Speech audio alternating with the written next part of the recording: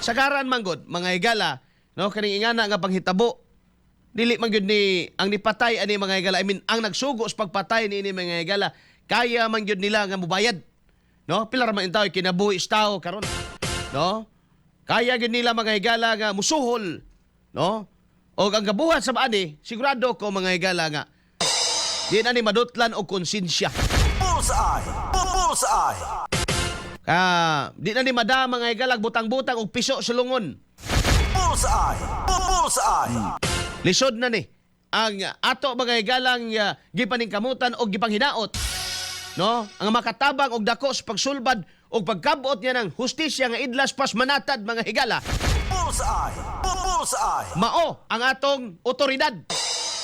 Mao mga higala ang SITG nga otro pong pulpol.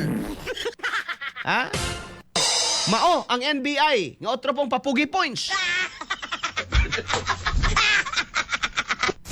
Bullseye! Bullseye! Kaya kung dili sila mga higala mga itong saligan, kinsa man, NPA? Ha?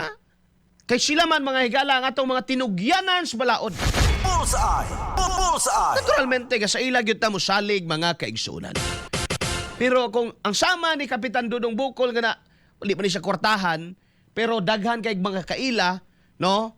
Daghan kay mga higalag supporter, no? Tiyaw mo ng perting daghanas mga tao na nambong mga higalas pag hatod kaniya nga tos kapahulayang dayon.